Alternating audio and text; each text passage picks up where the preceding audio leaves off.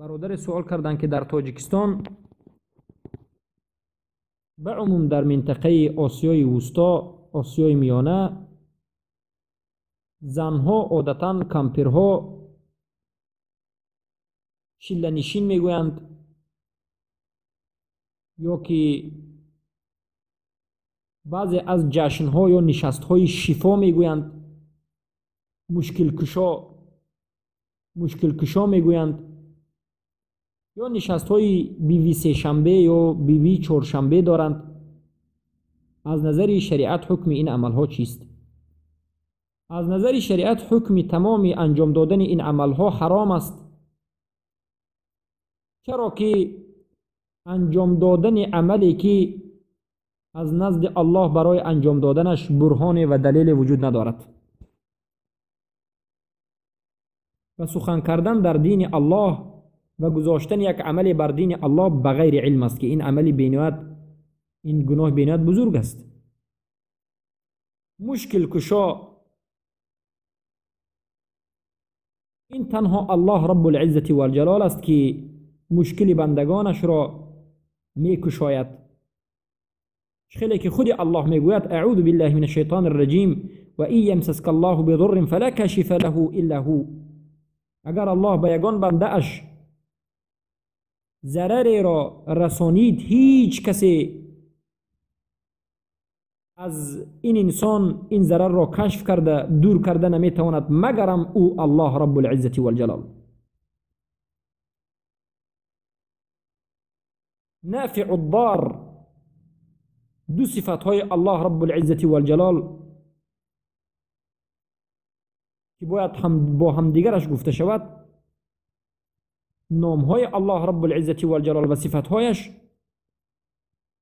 ضرر رساننده و منفعت رساننده یا منفعت رساننده و ضرر رساننده تنها الله رب العزت و الجلال است و غیر از او نه مجلس، نه نشست، نه چیزی نمیتواند که مشکل انسان را کشاده بکند. و البته این زنها در منطقه ما اعتقاد دارند که یک مجلس کشایش مشکل کشا،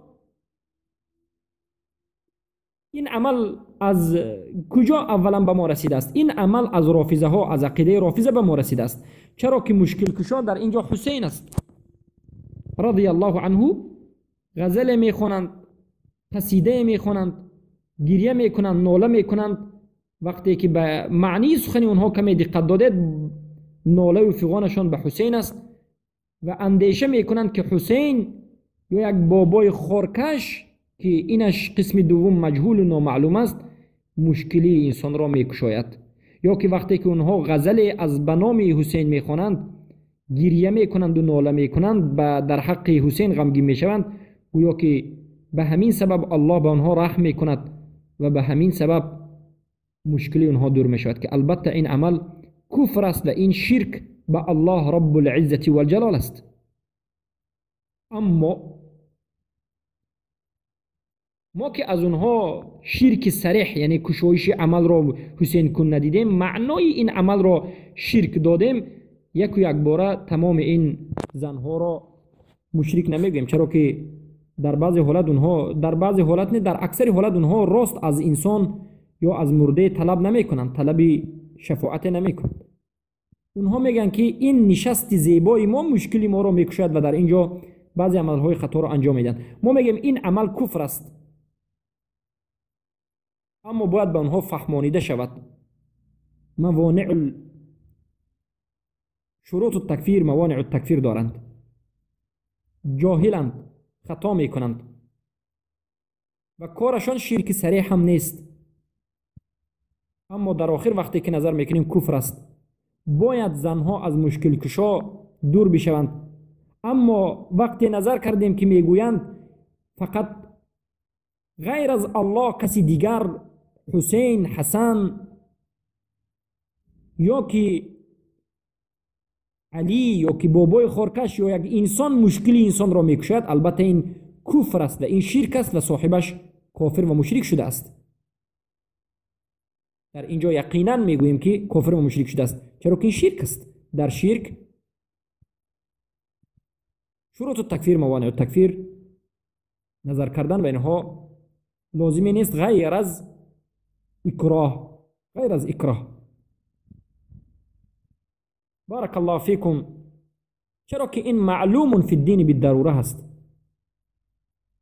انسان مسلمان نمی شود تا همان زمانی که شرک را ترک بکند و از طاغوت بیزاری جوید و طاغوت را به طاغوت کفر ورزد. و این چنین به سه شنبه و چهارشنبه و چله نشینی این همه بدعت و خرافات و ساخته دست دشمنان دین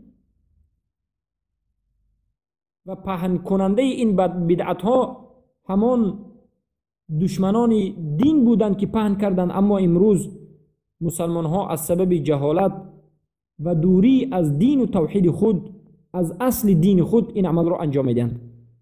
نصیحت من به تمام مادران و خواهران این است که از این جهالت دور بشوید، این شرکیات و این کفریات را ترک بکنید.